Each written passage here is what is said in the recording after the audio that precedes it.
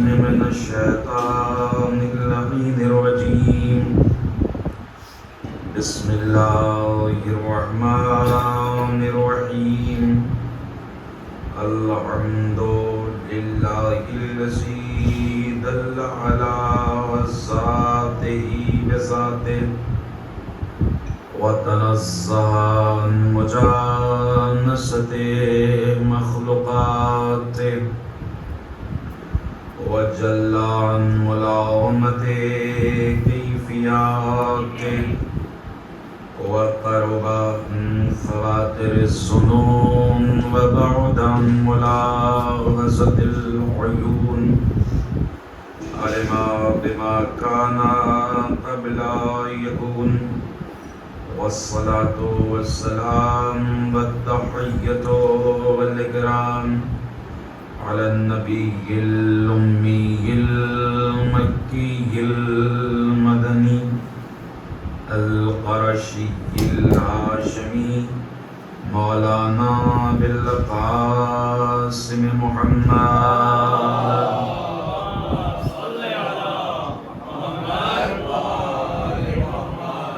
وآله الطيبين الطاهرين المعصومين ولعنة الدائمة على أعدائهم أجمعين إلى يوم الدين. أما بعد، فقد قال الله تبارك وتعالى في كتابه الكريم وهو أصدق الصادقين قوله الحق بالحق.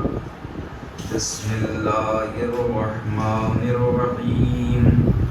ولا تحسبن الذين قتلوا في سبيل الله أمواتا بل أحياء عند ربهم يرزقون.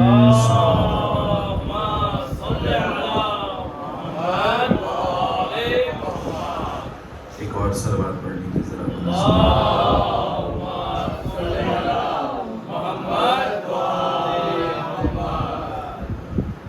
اس سلسلے گفتگو کی یہ 10ویں مجلس ہے. اس میں ہم نے سننے والوں کی خدمت شہادت اور پیغام شہادت کے عنوان سے بہت ساری باتیں کی اور ظاہر ہے کہ بہت ساری باتیں رہ بھی گئی کیونکہ موضوع بہت ہی وسیع و عریض تھا. کل تک ہم نے اپنے سننے والوں کی خدمت یہ عرض کیا کہ بعد کربلا یزید اس بات میں مصروف ہو گیا کہ من غلب کربلا میں جیتا کون. اس نے اپنی ساری کوششیں اس بات میں صرف کر دی کہ دنیا یہ جان لے کہ کربلا میں نعوذ باللہ حسین ہار گئے اور یزید جیت گئے. اسی لیے اس نے شام کی جو پوری بساط بچھائی تھی وہ اسی بات کو ملوز نظر رکھتے ہوئے بچھائی تھی. لیکن شہادت میں تنظیم ہوتی ہے، شہادت میں انتخاب ہوتا ہے. حسین وہ سارے مسئلے قبل از شہادت خود سلجھا گئے تھے کہ یزید میری شہادت کے بعد اپنے جیت کے اعلان کے لیے تمہید سازی تو کرے گا مگر اس نشست میں، اس جلسے میں یزید کی جیت کے بجائے حسین کی کامیابی کا اعلان ہوگا. اب وہ ساری باتیں آپ کے ذہن عالیہ میں محفوظ ہوں گی جنہیں دہرانے سے صرف وقت چلا جائے گا. لہٰذا میں ان باتوں کو چھوڑتے ہوئے آج کی گفتگو یہاں سے شروع ہو رہی ہے. پھر اس نے کل کچھ باتیں رہ بھی گئی تھی. اس نے یہ کہا کہ امام سجاد کو ہم بالائے منبر جانے نہیں دیں. لوگوں نے کہا قیدی ہے جانے دے، بیمار ہے جانے دے، لاغر ہے جانے دے. کہتا نہیں تم نہیں جانتے، جس کے اجداد نے ان کے اجداد سے حق پہ دشمنی ادا کی ہو، توجہ کیجیے گا، وہ فضیلتوں سے خوب واقف ہوتے ہیں. اور کل ایک جملہ جو میں بہت تیزی سے سرک گیا اور تیزی سے نکل گیا، لیکن آج سوچ رہا ہوں کہ وہاں تو 3 منٹ رکوں اور پھر آگے بڑھوں. کہنے لگا ان سعادہ، بہت توجہ کیجیے گا مضبوطی کے ساتھ، ان سعادہ لم ینزل الا بفصیحتی وفصیحت آل ابی سفیان. کون بول رہا ہے؟ یزید بول رہا ہے کہ اگر یہ منبر پہ گئے تو اس وقت تک نہیں اتریں گے جب تک ہمیں نہ رسوا کر دیں اور ہمارے باپ داداؤں کو نہ رسوا کر دیں. اب بھائی ذرا سی توجہ فرمائیے گا، آج کی تقریر آپ کی توجہات پر ہے. آپ کی توجہ کم تو آج کی تقریر کم، اس لیے کہ روزانہ گھنٹے بھر مجلس ہو گئی ہے. توجہ آپ نے کم کی تو میں موضوع کم کر دوں گا. بہت توجہ ہے. یزید کیا کہہ رہا ہے؟ آواز بھی ساتھ نہیں دے رہی کہ اگر یہ گئے منبر پر اس وقت تک نہ اتریں گے جب تک ہمیں نہ رسوا کر دیں اور ہمارے خاندان کو نہ رسوا کر دیں. اچھا بھائی، اگر آپ سے کوئی کہے یا مجھ سے کہے کہ احمد آباد بائی روڈ جانا ہے، تو ہو سکتا ہے ایک کے بجائے 2 راستے ہوں. ہو سکتا ہے کچھ لوگ کہیں اس راستے سے چلے جائیے گا، کچھ لوگ کہیں نہیں مولانا اس راستے سے نہ جائیے گا، اس راستے سے جائیے گا، اس لیے کہ یہ راستہ خراب ہے. تو آپ یہ کس بنیاد پہ کہہ رہے ہیں؟ آپ کو مشاہدہ ہے، آپ کو تجربہ ہے. کوئی بھی بات آدمی مشاہدے یا تجربے کی بنیاد پر کہتا ہے. توجہ ہے. تو اس کا مطلب یہ ہے کہ یزید تو ابھی نیا نویلا خلیفہ ہے، نیا نویلا حاکم ہے. یہ جو بات کہہ رہا ہے کہ اگر یہ منبر پہ گئے، ابھی سجاد سے ملا بھی نہیں، ابھی حسین سے ملا بھی نہیں، لیکن کہہ رہا اگر منبر پہ گئے اس وقت تک نہیں اتریں گے جب تک ہمیں نہ رسوا کر دیں، ہمارے باپ داداؤں کو نہ رسوا کر دیں. تو اس کا مطلب یہ ہے کہ اس کا کوئی پرانا تجربہ تھا. آپ متوجہ یا نہیں ہے؟ اس کا مطلب یہ ہے کہ پرانا تجربہ تھا. باپ دادا ان کے باپ داداؤں سے رسوا ہو چکے تھے، اسی لیے کہہ رہا اگر گئے تو رسوا کر دیں گے. اب ایک منزل آپ کو دکھا کے آگے بڑھ جانا ہے. بھائی امام حسن کی صلح ہو گئی، امام نے خلافت چھوڑ دی، معاویہ ادھر حاکم رہا. ایک بار امام حسن شام گئے، اس نے اپنے دربار میں امام کو بلایا، اس لیے نہیں کہ عزت و توقیر سے نوازے، اس لیے کہ امام کی توہین کرے. امام جیسے ہی دربار میں داخل ہوئے، امام سے کہنے لگا یا حسن انا خیر منکا. بہت توجہ کیجیے گا، اے حسن میں تم سے افضل ہوں. امام شرارت سمجھ گئے. امام کہنے لگے کیف ذالک یا ابن ہندا. اے کاش توجہ فرمائیے، کیف ذالک یا ابن ہندا، اے ہندا کے بیٹے، اے ہندا کے بیٹے، یہ کیسے ممکن ہے کہ تو فاطمہ کے بیٹے سے افضل ہو گیا؟ بھائی آپ نے توجہ نہیں فرمائی. امام نے اسی جملے میں کاؤنٹر کر دیا، باپ کا نام نہیں لیا. ارے توجہ فرمائیے، باپ کا نام نہیں لیا، ماں کا نام لیا. یعنی امام بتانا یہ چاہ رہے ہیں اے ہندا کے بیٹے، تو اس قابل بھی نہیں کہ تیرے نام کے ساتھ تیرے باپ کا نام لیا جائے. کیف ذالک یا ابن ہندا، اے ہندا کے بیٹے یہ کیسے ممکن ہے کہ تو مجھ سے افضل ہو گیا؟ اچھا کیوں افضل ہے؟ کہنے لگا اے حسن لوگوں نے ہمارے اوپر اجماع کر لیا، لوگوں نے ہماری حکومت کو مان لیا اور آپ کا انکار کر دیا. امام نے پہلے اس کا جواب دیا، سن تجھے ماننے والے 2 طرح کے لوگ ہیں. دیکھیے دربار میں امام کہہ رہے ہیں تجھے ماننے والے 2 طرح کے لوگ ہیں. ایک وہ ہیں کہ جنہوں نے چاپلوسی میں تجھے قبول کر لیا، امام دربار میں کہہ رہے ہیں، اور ایک وہ ہیں جنہوں نے مجبوری میں تجھے قبول کیا. جس نے مجبوری میں قبول کیا اسے اللہ معاف کر دے گا، جس نے تیرے لیے قبول کیا اللہ اسے معاف نہیں کرے گا. آپ توجہ نہیں فرما رہے. بھائی امام حسن کے لیے لوگ کہتے تلوار نے آم میں رکھ لی، تلوار کو سل کر لی، تلوار نہیں چلائی. امام شجاع نہیں تھے، امام بہادر نہیں تھے بھائی، اس سے بڑی بہادری کیا ہو گئی کہ معاویہ کے دربار میں بیٹھ کے اس کی آنکھوں میں آنکھیں ڈال کے اس کو غلط بتا رہے ہیں۔ اچھا، امام اس کا جواب دے چکے، اب ذرا سنیے گا، اگر سن سکیے تو بہت توجہ کیجیے گا۔ امام فرمانے لگے تو کہہ سکتا ہے، بہت توجہ رہے، تو کہہ سکتا ہے کہ تو مجھ سے بہتر ہے۔ بھائی پتہ نہیں توجہ فرما رہے نہیں فرما رہے۔ تو کہہ سکتا ہے کہ تو مجھ سے افضل ہے، حاشا للہ انا اقول، لیکن حسن فاطمہ کا بیٹا نہیں کہہ سکتا کہ میں تجھ سے افضل ہوں، میں تجھ سے افضل ہوں، میں تجھ سے افضل ہوں۔ مولا کیوں نہیں کہہ سکتے؟ کہ اس سے بہتر بتایا جاتا ہے جس میں کوئی نیکی اور خیر ہو۔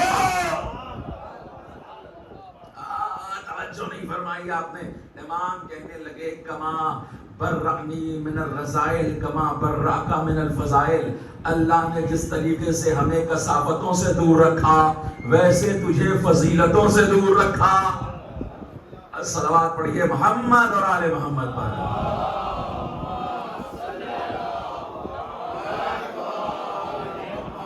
دیکھیں میری آواز گرفتہ ہے، آپ کی تو نہیں ہے نا، تو ایک مضبوط صلوات پڑھیے۔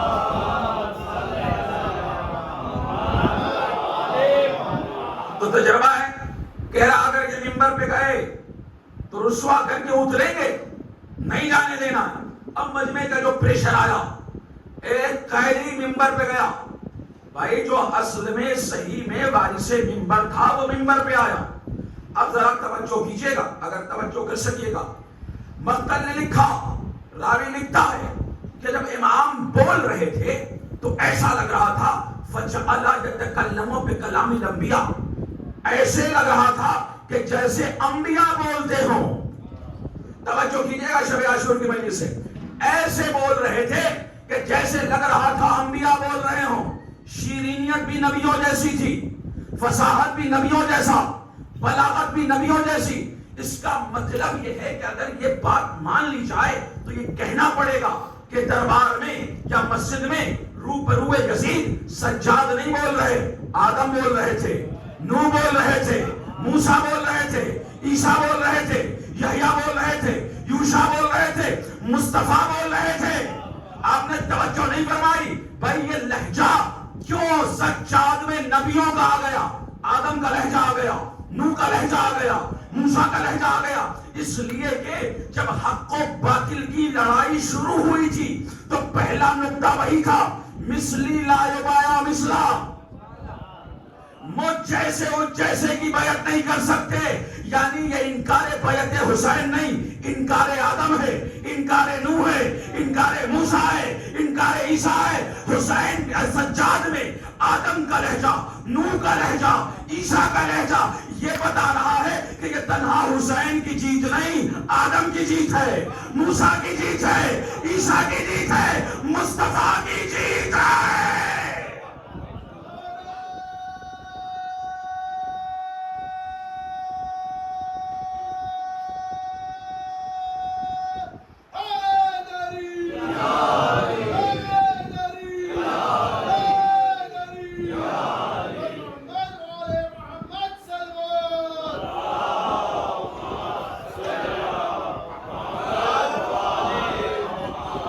اس طریقے سے اکمال دین کے اعلان کے دن صرف مصطفیٰ کا دین کامل نہیں ہوا تھا۔ وقت نہیں ہے کہ میں ذرا سا ڈیٹیل میں جاؤں۔ صرف مصطفیٰ کا دین کامل نہیں ہوا تھا قدیر میں، آدم کا دین بھی کامل ہوا تھا، نوح کا دین بھی کامل ہوا تھا، موسیٰ کا دین بھی کامل ہوا تھا، عیسیٰ کا بھی دین کامل ہوا تھا، یوشع کا بھی دین کامل ہوا تھا، یونس کا بھی دین کامل ہوا تھا، اور ساتھ میں مصطفیٰ کا دین بھی کامل ہوا تھا۔ ایسے ہی کربلا میں فقط مصطفیٰ کا دین محفوظ نہیں ہوا، آدم کا دین بھی محفوظ ہوا، نوح کا دین بھی محفوظ ہوا، موسیٰ کا دین بھی محفوظ ہوا، عیسیٰ کا دین بھی محفوظ ہوا۔ اب یہ ظالموں کو بات جان لینا چاہیے کہ اس روئے زمین پر جب سے زمین قائم ہوئی کبھی کوئی ظالم نہیں جیتا۔ نہیں توجہ فرما رہے ہیں آپ، کبھی کوئی ظالم نہیں جیتا، کنعان نہیں جیتا، نوح جیتے، فرعون نہیں جیتا، موسیٰ جیتے، بھائی نمرود نہیں جیتا، ابراہیم جیتے، بھائی دشمن اسلام نہیں جیتا، مصطفیٰ جیتے، حاکم شام نہیں جیتا، علی جیتے، یزید نہیں جیتا، حسین جیتے۔ دنیا کے ظالموں کو بتا دیجئے کہ بڑے بڑے سپریم طاقت نہیں جیتے، چھوٹے چھوٹے ڈرون رکھنے والے جیتے۔ توجہ ہے یا نہیں ہے؟ تو اس روئے زمین کو ایسا ڈیزائن کیا ہے خدا نے کہ کبھی کوئی ظالم جیتا ہی نہیں ہے، کبھی کوئی ظالم نہیں جیتا، ہمیشہ مظلوم جیتے رہے، ہمیشہ مظلوم جیتے رہے ہیں۔ مظلوم پریشان ہوتا ہے مگر مظلوم ہارتا نہیں ہے، مظلوم جیتا رہتا ہے۔ اور اس کی زندہ مثال آپ نے ایران اور عراق، ایران اور اسرائیل اور امریکہ کی لڑائی میں دیکھ لیا کہ بڑے بڑے اسلحہ رکھنے والے ایٹمی طاقتیں گھٹنے پر آ گئیں، چھوٹے چھوٹے ڈرون رکھنے والے اپنی کامیابی کا اعلان کرنے لگے۔ پرسوں تو ایک ایسی رپورٹ آئی، کہنے لگے کہ وہ جو ان کا ایک جہاز مار کے گرا دیا تھا نا، کہنے لگے کہ ایسا لگا کہ سامنے سے کوئی مچھلی کی طرح کی کوئی شکل والے صورت والی بم، کوئی بم آ گیا ہے۔ اب بھائی جس کے ساتھ اللہ ہونا،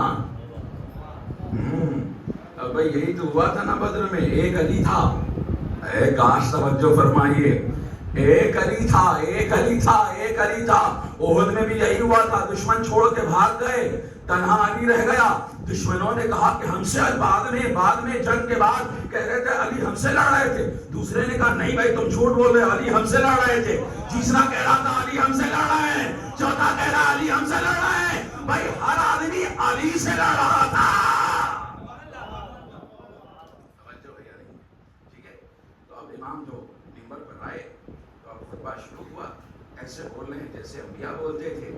اب دیکھیے سختیاں ہوتی ہیں خطابت میں، آدمی کو لگتا ہے کہ مجلس پڑھنا آسان ہے، بیان دینا آسان ہے، تقریر کرنا آسان ہے، تقریر بہت مشکل مرحلہ ہے۔ اس کے لیے جب آپ اس کے اصول اور فن پڑھیں گے تو کامن فن ہے، یہ کامن اصول ہیں کہ اس کے لیے چند چیزوں کا ہونا ضروری ہوتا ہے۔ پہلی چیز تو یہ کہ جہاں وہ بیان دے رہا ہو حالات سازگار ہوں۔ محسوس کیجیے گا، دھیرے دھیرے نہیں محسوس کیجیے مگر محسوس کیجیے، حالات سازگار ہوں۔ یعنی کہ مثال کے طور پہ میں یہاں مجلس پڑھ رہا ہوں تو جو میرا معشوق ہے وہی آپ کا معشوق ہے، جو میرا منظور ہے وہی آپ کا منظور ہے، ہاں جو آپ کا مقصد ہے وہی ہمارا مقصد ہے۔ تو بیان کرنا بھی آسان ہے، اس لیے کہ سارے ہم مزاج لوگ ہیں، سارے ہم طبیعت لوگ ہیں، نمبر ایک۔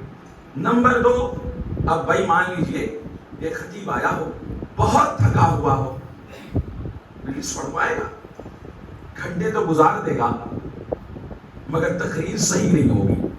توجہ ہے، اس کا مطلب یہ ہے کہ ذاکر کے لیے حالات کا سازگار ہونا بھی ضروری ہے۔ اگر حالات سازگار نہیں ہیں، ذاکر پریشان ہے تو مجلس نہیں پڑھ سکتا، تقریر نہیں کر سکتا۔ ٹھیک ہے، توجہ ہے۔ نمبر تین، اگر مثال کے طور پر دو تقریریں ہوئی گزشتہ، اب اس میں کہا گیا کہ بھئی دیکھ کے بھال کے موضوع ادھر ادھر نہ ہونے پائے، متوجہ یا نہیں ہیں، تو اب جب مختلف مسلکوں کے لوگ ایک جگہ آ جاتے ہیں تو تقریر کرنا دشوار۔ اچھا یہ تو مختلف مسلکوں کا معاملہ ہے، بعض جگہ تقریر میں یہ ہوتا ہے کہ مختلف مذہبوں کے لوگ آ جاتے ہیں، کوئی مسلمان ہے، کوئی ہندو ہے، کوئی یہودی ہے، اکثر 40 کی مجلسوں میں یہ نوعیت ہوتی ہے، تو خطیب سے یہ کہا جاتا ہے کہ بھائی دیکھ لیجئے گا۔ تو اب وہاں خطیب کے لیے اور بھی دشواری ہے کہ ایسے موضوع کا انتخاب کرے جو سب کے کام آئے۔ اے توجہ فرما رہے ہیں کہ نہیں فرما رہے ہیں؟ یہ تینوں چیزیں امام کے فیور میں نہیں تھیں۔ پتہ نہیں آپ محسوس کر رہے ہیں کہ نہیں کر رہے ہیں؟ مطلب جتنا تقریر کو فیل ہونے کے لیے سامان چاہیے تھا وہ سارے سامان مہیا تھے، حالات سازگار نہیں۔ جو امام کا منظور ہے وہ سننے والوں کا نہیں، جو امام کا معشوق ہے وہ سننے والوں کا نہیں۔ امام تھکے ہوئے ہیں، قیدی ہیں، قید خانے سے لائے گئے ہیں۔ تیسرے مجمع صرف خالص چاہنے والوں کا نہیں ہے، مسلمان بھی ہیں، کافر بھی ہیں، یہودی بھی ہیں. تو اب ظاہر ہے ایسے میں جس امام جس انداز کا انتخاب کریں گے اور جس موضوع کا انتخاب کریں گے، اب بھائی ہوتا کیا ہے، آپ کسی کو بلا دیجیے، لیکن جو میں نے موضوع کا انتخاب کیا ہے وہ گھما گھما کے تو لاؤں گا. خطابت کا کمال ہی یہی ہے کہ ٹھیک ہے راستے کٹیں گے مگر پہنچوں گا وہیں جہاں مجھے پہنچانا ہے. اب یہ خطابت کا کمال ہے. توجہ کیجیے گا، تینوں چیزیں امام کی فیور میں نہیں تھی. امام نے پہلے شروع کیا حمد پروردگار. اب جب حمد پروردگار شروع کر چکے تو اب قریش کے لیے کچھ موضوعات چاہیے تاکہ تمام لوگوں کے ذہن ہم آہنگ ہو سکے امام کے ساتھ. تو امام نے اس کے بعد دنیا کی بے ثباتی اور موت کا ذکر کیا. محسوس نہیں کیا آپ نے؟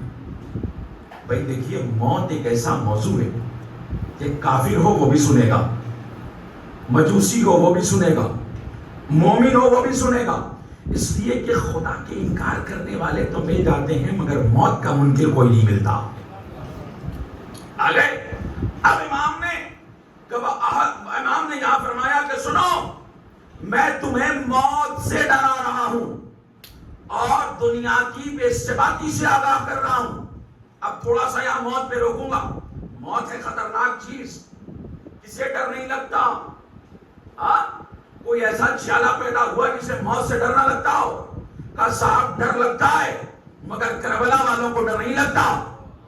وہ موت کو حیات بنا کے جیتے ہیں. آپ ذرا سی توجہ فرمائیے. بھائی موت کیا ہے؟ اب ذرا ٹھہر جائیے گا. موت کیا ہے؟ قرآن کہنے لگا واللہ یتوفی الانفس حین موتها واللتی لم تمت فی منامها فیمسک الذی قضی علیہ الموت. بھائی موت میں ہوتا کیا ہے؟ موت میں کیا ہوتا ہے؟ اللہ کہہ رہا ہے کہ موت کے وقت ہم جسم سے نفسوں کو نکال لیتے ہیں،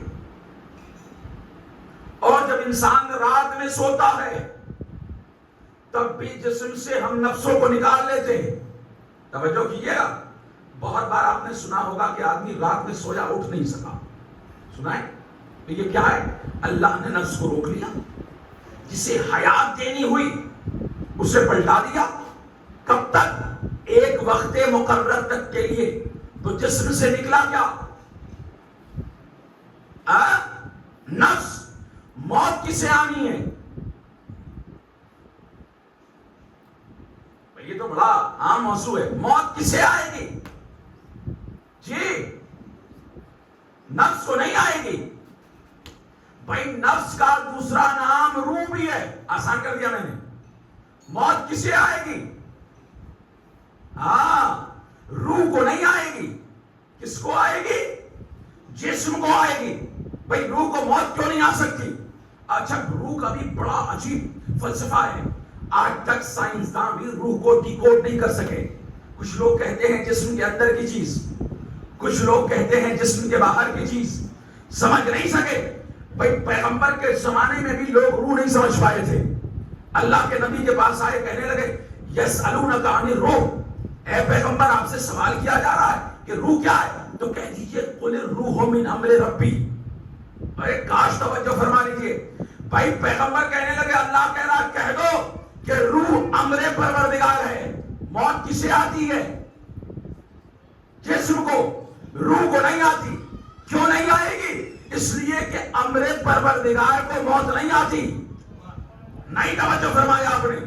امر پروردگار کو موت نہیں آتی. جملہ دہرا رہا ہوں، امر پروردگار کو موت نہیں آتی. جناب جب امر پروردگار کو موت نہیں آتی تو صاحب الامر کو کیسے موت آ جائے گی؟ یہاں تک تو آ گئے نا. تو اللہ نے نفس نکال لیتا ہے. کب نکال لیتا ہے؟ رات میں. کوئی سویا ہوا آدمی ہو، اس سے ایک گلاس پانی مانگیے، دے دے گا؟ کیا کہتے ہیں آپ؟ دے دے گا؟ کیوں بھائی؟ پانی مانگا ہے، پیاسا ہے. کہنے لگے مولانا صاحب سوتے ہوئے سے نہیں مانگا جاتا. بھائی مکمل ادبی فضائل میں ڈوبا ہوا یہ جملہ ہے. سوتے ہوئے سے نہیں مانگا جاتا. کس سے مانگا جاتا ہے؟ جو جگتا ہوا ہو. میں نے کہا کیوں؟ کہا مولانا سونے میں انسان بے اختیار ہو جاتا ہے، کنٹرول کھو دیتا ہے، قابو میں نہیں رہتا. ہم بھی تو یہی کہہ رہے ہیں کہ بھائی ہمارے نفس میں اور علی کے نفس میں یہی فرق ہے. اب بھائی توجہ تو کر لیجئے. ہمارے نفس میں علی کے نفس میں یہی فرق ہے. ہم سو جائیں تو بے اختیار، ہم سو جائیں تو ان کنٹرول، ہم سو جائیں تو بے قابو. لیکن علی سوئے تو اتنا بااختیار، اتنا بااختیار کہ مرضی معبود کا مالک بن جائے.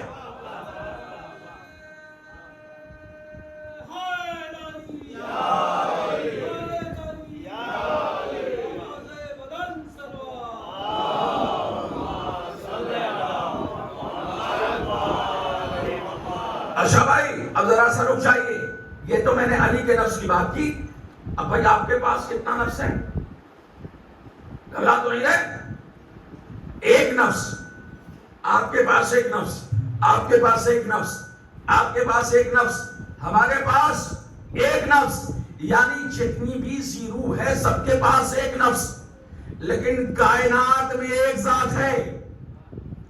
اب بھائی کائنات میں ایک ذات ہے مصطفیٰ کی، جس کے پاس دو نفس، ایک جسم کے اندر، دوسرا جسم کے باہر.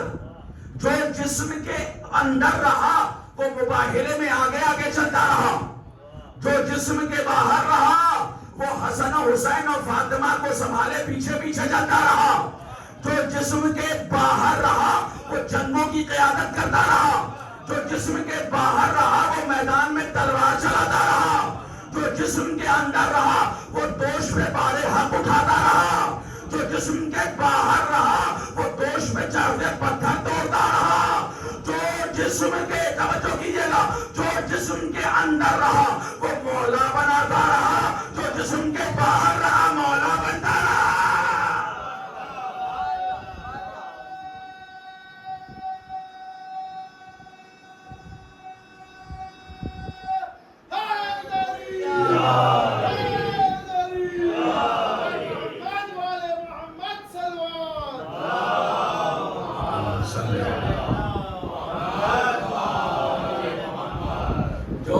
جسم کے اندر رہا وہ محمد رسول اللہ کہلایا، جو جسم کے باہر رہا وہ علی ولی اللہ کہلایا. ہاں توجہ ہے یا نہیں؟ تو اب یہ نفس کا معاملہ ہے. ظاہر ہے کہ یہ تو جدا گانا نفس ہے، جدا گانا نفس ہے. جب بھی نفس رسول کو کوئی ضرورت آن آئی تو ہمیشہ رسول نے اپنے نفس کو ہی آگے کیا ہے.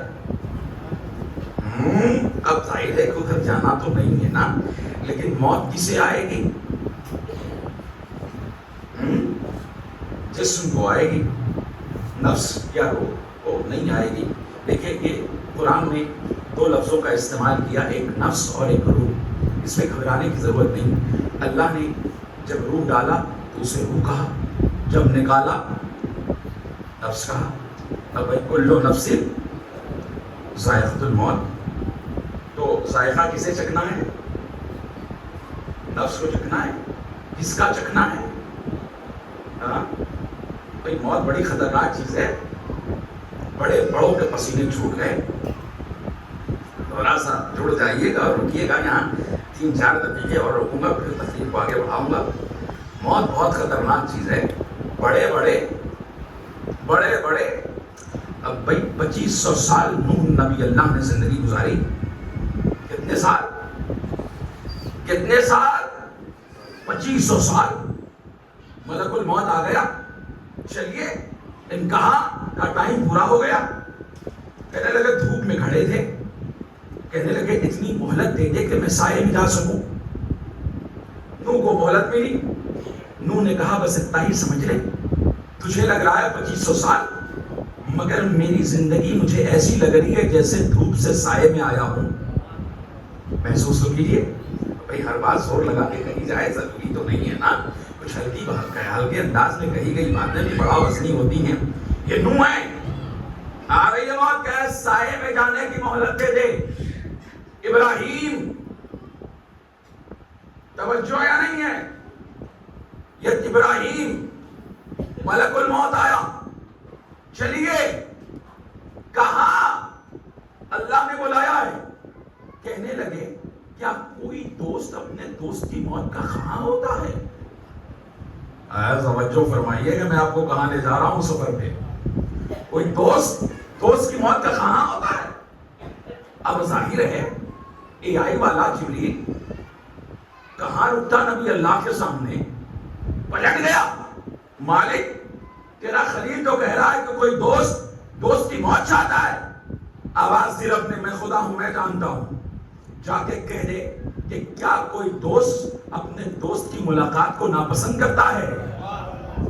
اے آپ کی مرضی چاہے جیسے سنیں. آپ وہ آیا، اب ظاہر ہے کہ لاجواب ہو گئے، خلیل خدا تھے، اللہ کے پاس چلے گئے. تو اب یہ ابراہیم ہے جو موت کو ناپسند کر رہے ہیں. سفر اور آگے بڑھائیے. موسیٰ، یہ سارے اولو العزم پیغمبر ہیں. موسیٰ، ملک الموت نے کہا چلیے. ارے بھائی اتنی جلدی کیا ہے، رہنے دو کچھ یہاں. جانے کے لیے تیاری نہیں. کہنے لگے موسیٰ کا گزر ہو رہا تھا، وہی ایک قبر کھود رہی تھی، کھودنے والا وہی قبر کھود رہا تھا. موسیٰ وہاں کھڑے ہو گئے. کھودنے والے نے کہا کہ اگر آپ ذرا سا لیٹ جاتے، توجہ کیے گا، ذرا سا لیٹ جاتے تو میں دیکھ لیتا کہ جس مردے کے لیے قبر کھودی جا رہی ہے فٹ ہے کہ نہیں. آپ ہی کی قد و قامت کا ہے. موسیٰ نے کہا اس میں کون سی بڑی بات ہے، لیٹے جاتا ہوں. لیٹے تو اللہ نے حجاب ہٹا لیا.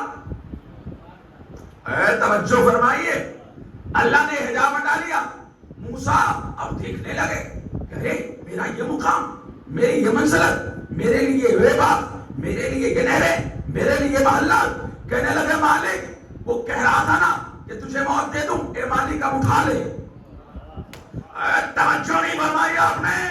اب بھائی موسیٰ جب تک جنت میں اپنا مقام نہ دیکھ لے موت کے لیے راضی نہ ہو. آپ جڑ جائیے گا. ابراہیم نو دھوپ سے سائے میں آنے کی مہلت مانگے، ابراہیم موت کو ناپسند کرے. موسیٰ جب تک اپنا رتبہ جنت میں نہ دیکھ لے جانے کے لیے آمادہ نہ ہو. لیکن یہی موت جب کربلا میں شب عاشور پہنچی تو امام نے پوچھا میرے لال اتنا بتا موت کیسی ہے؟ قاسم کہنے لگے شہد سے زیادہ. نہیں، آپ نے توجہ نہیں فرمائی، جوڑ نہیں سکے. تو میں ایک منزل اور آگے آپ کو لے جا رہا ہوں. بھائی قاسم زبان رکھتے تھے. دیکھیں آواز ساتھ نہیں دے رہی لیکن بہت عظیم مطلب پیش کرنے جا رہا ہوں. ذرا جڑ جائیے گا. اور میری آواز خراب ہے آپ کی نہیں تو آپ ثبوت دیجیے گا کہ آپ کی آواز خراب نہیں ہے. بہت توجہ کیجیے گا. قاسم 13 سال کے ہیں. قاسم بول سکتے ہیں، قاسم بول کے بتا سکتے ہیں. توجہ رہے، قاسم بول کے بتا سکتے ہیں. اچھا بھائی چلیے، 2 آدمیوں کی آپ نے دعوت کی، ٹھیک ہے، 2 آدمیوں کی آپ نے دعوت کی. ایک بولنے والا تھا، ایک کو خدا نے صلاحیت نطق نہیں دی تھی. مثال اگر سمجھا لیں گے آپ تو مجلس ہو گئی. ایک آدمی بولنے والا، ایک آدمی کے پاس صلاحیت نطق نہیں. ہوتا ہے نا کھانے کے بعد آدمی پوچھتا کھانا بنا کیسا تھا. گھر میں بھی تو تھوڑا سا موبائل ٹائٹ کرنا ہے نا کہ بھائی جو تم نے بنایا بہت شاندار تھا، دیکھنا پڑتا ہے. ایک آدمی بولنے والا، ایک آدمی کے پاس صلاحیت نطق نہیں. بولنے والے نے کہا بہت شاندار، بہت اچھا، بہت ذائقے دار، کیا کہنا، ایسا کھانا تو میں نے زندگی میں کبھی کھایا نہیں جو آپ نے کھلا دیا. اب یہ تو بولنے والا تھا، بول کے بتا گیا کہ کھانے کا ذائقہ کیا ہے، کھانے کا ٹیسٹ مزہ کیا ہے، کھانے کا ٹیسٹ کیا ہے. لیکن جس کے پاس صلاحیت نطق نہیں تھی اس کی طرف بڑھے. کھانا کیسا تھا؟ بولا نہیں، بس مسکرا دیا. نہیں توجہ فرمائی آپ نے، بولا نہیں مسکرا دیا. یہی فرق ہے قاسم میں اور علی اصغر میں. قاسم بولنے والے سے بول کے بتایا، علی اصغر نے مسکرا کے بتایا.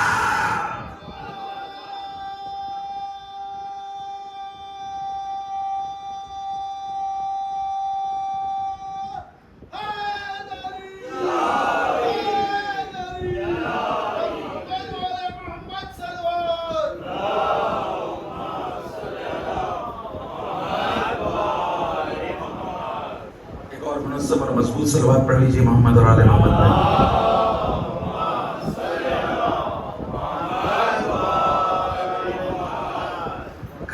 میں جب موت پہنچتی ہے تو ذائقے دار ہو جاتی ہے. سلام کیجیے قاسم کو. جس ذائقے موت کو انبیاء نہ بتا سکے، جس ذائقے موت کو انبیاء نہ بتا سکے، وہ 13 سال کا قاسم بھی بتا رہا ہے اور 6 مہینے کا اصغر بھی بتا رہا ہے. اب بھائی لوگ کہتے ہیں، اکثر شاعرانہ تخیلات میں یہ بات آ جاتی ہے کہ بچے کو تیر لگا تو پتہ نہیں تھا کہ بچے کو تیر کھا کے مسکرانا چاہیے یا رونا چاہیے. نہ، کون کہتا ہے؟ میں نے تقریر میں ایک دن عرض کیا تھا، اگر علی اصغر صاحب کمال نہ ہوتے تو حسین اپنے ساتھ قافلے میں نہ رکھتے. یہ علی کا پوتا علی ہے. مذاہب کی طرف اب چلا جاؤں گا اس لیے کہ دوسری گفتگو چھیڑوں گا تو گھنٹے لگ جائیں گے. ختم کی میں نے گفتگو. یہ علی کا پوتا علی ہے، یہ علی کا پوتا علی ہے. بھائی بچپنا دیکھا ہے آپ نے علی کا؟ کیا ہوا تھا؟ مانے عرب میں کماد بانی جاتی ہے. کماد، ٹھیک ہے، کماد سمجھ رہے ہیں؟ کماد بانی جاتی ہے، چوڑی پٹی ہوتی ہے، 6.5 فٹ کی لمبی ہوتی ہے. اسے مائیں اب باندھ دیتی ہیں تاکہ بچہ ڈرے نہیں. فاطمہ بنت اسد نے باندھا، علی نے کماد توڑ دی. 2 کماتیں ملا کے باندھی، علی نے پھر توڑ دیا. 3 کماتیں ملا کے باندھی، پھر توڑ دیا. 4 ملا کے باندھی، پھر توڑ دیا. 6 ملا کے باندھی، پھر توڑ دیا. 7 ملا کے باندھی، پھر توڑ کے کہتے اماں میرا ہاتھ باندھو نہیں، دعا کے لیے چھوڑ دو. ذرا سی توجہ فرمائیے گا. یہ ننھا علی اصغر بھی جب حسین نے حلوی کی آواز بلند کی تو اس نے کماد توڑ کے کہا اماں میرا باپ، میں علی کا پوتا ہوں. کماد توڑ دی. یہ ایسا نہیں ہے، بافضیلت نہیں ہے. اب 6 مہینے کا بچہ ہے، ہزاروں کتابیں بچے پہ لکھ دی گئی. کوئی اگر فضائل و کمال ہوتے نہیں تو یہ کتابیں لکھی کیسے جاتی؟ بھائی میری عمر 40 کو ہو گئی، یہ کتاب نہیں آئی میرے اوپر. لیکن ایک 6 مہینے کا بچہ جس پہ ہزاروں کتابیں لکھ دی گئی، یہ حقیقت میں نہیں لکھی جا رہی ہیں، یہ حقیقت کے آئینے میں لکھی جا رہی ہیں. اور حسین نے، میں نے شاید کسی دن عرض کیا، حسین نے ترتیب میں اپنی اولاد میں سب سے پہلے اکبر کو رکھا، سب سے آخر میں علی اصغر کو رکھا. اپنی ترتیب سے اقتباس لے رہا ہوں. کیوں رکھا؟ تاکہ زمانہ دیکھ لے کہ اگر میرے علی اصغر کا صبر اتنا ہے تو میرے اکبر کا صبر کتنا ہوگا. اور ایک روایت کے مطابق یہ خود شخصیت جس کی آج مجلس کے لیے آپ بیٹھے ہیں، شب عاشور خود باب الحوائج،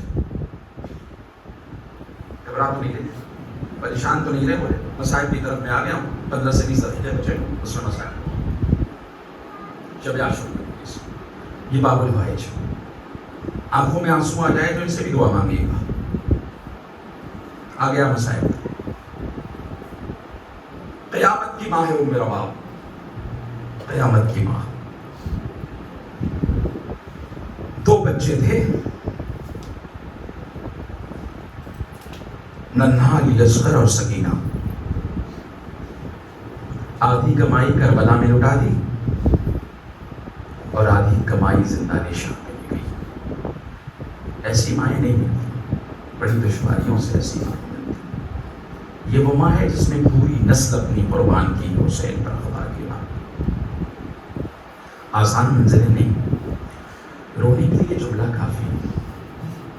آج شب عاشور ہے نا، 61 ہجری میں ابھی ننھا علی اصغر اپنی ماں کے گود میں تھا. لیکن جب کل کا دن آئے گا تو علی اصغر اپنی ماں کی گود میں نہیں ہوگا.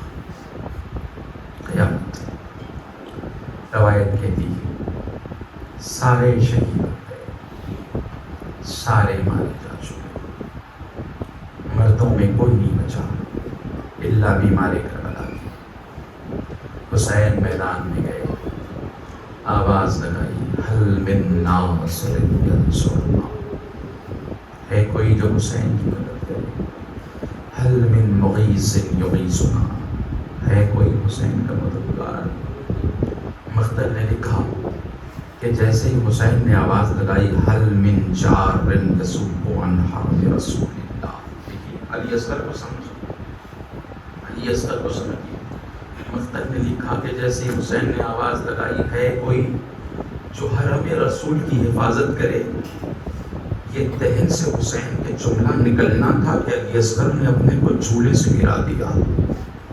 میرا بابا اتنا غریب ہو گیا. علی اصغر نے اپنے کو جھولے سے گرایا. روایت کہتی ہے بیویوں میں رونے کی آوازیں بلند ہو گئی. ادھر بیویوں میں رونے کی آوازیں بلند ہوئی، ادھر حسین کے کانوں میں یہ گریے کی آواز گئی. حسین پلٹ آئے. زینب، میرے زندگی میں یہ رونے کی آوازیں کیسی آ رہی ہیں؟ بھیا جیسے ہی آپ نے حل من ذاب یذب عن حرم رسول اللہ کی آواز بلند کی ہے، علی اصغر نے اپنے کو جھولے سے گرا دیا ہے. ام کلثوم آگے بڑھی، بھیا ننھا علی اصغر بڑا پیاسا ہے، ہو سکے تو لے کے آغوش میں جائیے، کہیں لعین بچے کو دیکھ کے پانی دے دے. بہت دشوار یہ منزلیں. رونے کے لیے ایک جملہ کافی ہے کہ وہ حسین جس نے غیر و خدا سے کچھ نہ مانگا ہو، آج اپنے بیٹے کے لیے ظالموں سے پانی مانگنے جا رہا. رونے کے لیے جملہ کافی ہے، مکمل مصائب پڑھنے کی بھی ضرورت نہیں. ام کلثوم نے جیسے یہ خواہش کی، حسین نے کہا لاؤ میرے بچے کو. دیکھیے دستور کیا ہے؟ دستور یہ ہے، ہمارے یہاں بھی یہی ہوتا ہے نا، جب کوئی ننھا بچہ اپنے باپ کے ساتھ جانے کے لیے تیار ہوتا ہے تو مائیں پہلے اسے سجاتی اور سنوارتی ہیں تاکہ وہ بچہ اپنے باپ کے ساتھ اچھا بن کر جائے. لیکن ہائے ام رباب کی غربت، کیسے سجاتی اپنے ننھے علی اصغر کو، کیسے سجا کے پیش کرتی بارگاہ شہادت میں. روایت کہتی ہے حسین نے خود اپنے ہاتھوں سے ننھے علی اصغر کو تیار کیا. میری طرف دیکھیے گا اگر دیکھ سکیے گا اور محسوس کیجیے گا مصائب کے لمحات کو. حسین نے ایک سفید پارچہ لیا، کربلا کی زمین پر بچھایا، بیچ میں ننھے علی اصغر کو لٹایا اور چاروں طرف سے اسے ایسے طے کر دیا جیسے ننھے بچے کو کفن پہنایا جاتا ہو. جزاکم اللہ خیر الجزاء. روایت کہتی ہے علی اصغر حسین کو لے کے چلے، حسین علی اصغر کو لے کے چلے. ہر ایک قدم پہ سوچتے تھے سبت مصطفیٰ، لے تو چلا ہوں فوج عدو سے کہوں گا کیا، نہ مانگنا ہی آتا ہے مجھ کو نہ التجا، اگر مانگ بھی لیا تو عدو دیں گے کیا بھلا، پانی کے واسطے نہ سنیں گے عدو میری، پیاسے کی جان جائے گی اور آبرو میری. جزاکم اللہ. حسین قدموں کو سنبھال سنبھال کے رکھ رہے ہیں. کیسے مانگے گا حسین پانی؟ قدم کو سنبھال سنبھال کے رکھا. مقتل میں آ گئے، ایک مختصر سے دو جملے کہے، اے یزیدیو ہم تمہاری نظر میں خطا کار ہیں، میرے بچے نے تو کوئی خطا نہیں کی، دیکھو میرا بچہ پیاسا ہے. ایسا پیاسا، ایسا پیاسا نہیں جیسے پیاس کی 3 منزلیں ہوتی ہیں. اب وہ ساری منزلوں کو چھوڑ کے آخری منزل کا اشارہ کرو. جب مچھلیاں بہت پیاسی ہوتی ہیں نا، پانی سے باہر نکال لی جائے تو وہ آسمان کی جانب منہ کو کھولتی ہیں اور بند کرتی ہیں. میرا لال بس پیاس کی آخری منزل میں، دیکھو نہیں نو میرا اصغر آسمان کی جانب منہ کھولتا بند کرتا. جزاکم اللہ خیر الجزاء. اگر ہو سکے تو میرے لال کو پانی دے دو. آپ نے جملہ آسانی سے سنا، لیکن حسین کے جملے میں اتنا کرب تھا کہ یزیدی دہاڑے مار کے رونے لگے. ارے ہم تو پانی پیے، حسین کا ننھا بچہ پیاسا. روایت کہتی ہے کہ پسر نصاب نے دیکھا کہ کہیں بازی پلٹ نہ جائے. ایک مرتبہ اس نے آواز لگائی اور بولا کھڑا دیکھ کیا رہا ہے، اختا کلام الحسین، حسین کے کلام کو قطع کر دے. روایت کہتی ہے 3 شعبہ تیر کربلا میں 3 تیر چلائے گئے. ایک تیر مشق سکینہ کے لیے، ایک تیر حسین کے پہلو کے لیے اور ایک تیر ننھے علی اصغر کے لیے. مقتل نے لکھا تیر پڑا تھا علی اصغر کا قد چھوٹا تھا، ہرملا نے علی اصغر کے گلے کا نشانہ لیا. روایت کہتی ہے صبح من الورید الی الورید. مقتل نے یہ نہیں لکھا کہ علی اصغر کا گلا چھنا، مقتل نے لکھا ننھا علی اصغر ذبح ہو گیا. ہائے حسین، ہائے علی اصغر. رونے میں بخل نہ کیجئے، اس لیے اس ماں کو پرسہ دینا ہے جس نے پوری کمائی آدھی کربلا میں لٹائی، آدھی زندان شام میں لٹا دیا. مقتل نے لکھا 3 شعبہ تیر چلا، ایک علی اصغر کے کان میں آیا، ایک گلے میں گیا، ایک پہلو میں گیا. ننھا بچہ سنبھل نہ سکا، حسین کے ہاتھوں پہ منقلب ہو گیا. زدارو عجب نہیں علی اصغر نے کہا ہوگا اے بابا تیر بڑا تھا قد چھوٹا تھا، پورا تیر اپنے جسم پہ نہ لے سکا، حسین کا بازو چھنا. عجب نہیں علی اصغر نے کہا ہوگا اے بابا اماں سے شکایت نہ کیجیے گا، تیر بڑا تھا قد چھوٹا تھا، پوری طریقے سے جسم پہ نہ لے سکا. آئے حسین، ہاں سارے مسائل آپ نے گریہ فرما لیا. شب عاشور ہے، بخل نہ کیجیے رونے میں. مولا فرماتے ہیں میرے لیے ایسے نہ رویا کرو جیسے کسی پڑوسی کے جنازے میں روتے ہو. ایسے رویا کرو کہ کوئی کسی بڑھیا کا ایک لوتا جوان بیٹا ہو اور دنیا سے چلا گیا ہو. کہتے ہیں شرم نہ کیا کرو مولا کے غم میں رونے کے میں. ہاں روایت کہتی ہے ننھا علی اصغر شہید ہوا، اب حسین مقتل سے خیمے کی طرف آ رہے ہیں. ایک آدھ منزل لوں گا، خیمے کی طرف حسین آ رہے ہیں، خیمے کی طرف قدموں کو سنبھال کے چل رہے ہیں. خیال آیا کہ اگر ام رباب نے اس حالت میں اصغر کو دیکھ لیا تو شاید ام رباب برداشت نہ کر پائے، دنیا سے گزر جائے گی. خیال آیا، قدم کو پیچھے فرو کر لیا. کہتے انا للہ و انا الیہ راجعون، رضن بقضائہ و تسلیما لامرہ. خیال آیا ماں کا دل ہے، آخری دیدار کر لے گی، دل بھر آئے گا. پھر پیچھے ہٹے. حسین نے یہ عمل 7 مرتبہ کیا. روایت کہتی ہے ایک مرتبہ خیمے کا پردہ اٹھا. آج حسین ایک منزل لوں گا اور ایک منزل کی اجازت ہے اور محسوس کیجئے گا اور شاید یہی مجلس ختم ہو جائے. دیکھیے آپ کے گھروں میں بھی چھوٹے بچے ہوں گے، ننھے بچے، ٹھیک ہے. ماں سے ذرا پوچھئے گا کہ اگر بچہ 6 ماہ کا ہو، بہت پیاسا ہو، تو اسے کتنے پانی کی ضرورت ہوتی ہے؟ مائیں کہیں گی بہت پانی کی ضرورت نہیں ہوتی. ماں ایک چھوٹے سے ظرف میں پانی لیتی ہے، انگلیاں بھگاتی ہے، لب پہ رکھ دیتی ہے، بچہ سیراب ہو جاتا ہے. اتنا غریب تھا حسین کہ ایک قطرہ آب بھی نہ مل سکا. ایک منزل میں نے آپ کو دکھا دی. اب دوسری منزل ذرا ٹھہر کے سنیے گا، میری طرف دیکھ کر سنیے گا.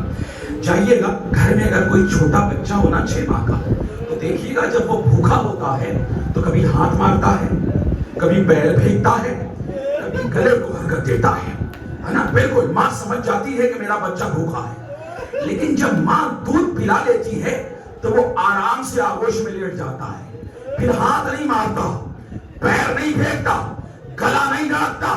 یہ دونوں منزلیں علی اصغر کے مشاہدت میں تھی. علی اصغر جب میدان میں جانے سے پہلے کبھی ہاتھ پھینکتے تھے، کبھی پیر پھینکتے تھے، کبھی کلا دائیں کرتے تھے، بائیں کرتے تھے. اس لیے علی اصغر بھوکے تھے، علی اصغر پیاسے تھے. حسین جب مقتل میں لے کے گئے تو یہی منزل تھی، لیکن جب مقتل سے لے کے پلٹے تو اب حرکت نہیں رہی. سکینہ سمجھی کہ بابا بھیا کو پانی پلا لا. اے بابا اصغر نے پانی پی لیا، حسین تڑپ گئے، اب آقا دامن پلٹا. اے سکینہ تیرا بابا بھیا مارا گیا، تیرا بابا مجبور تھا، کچھ نہ کر سکا.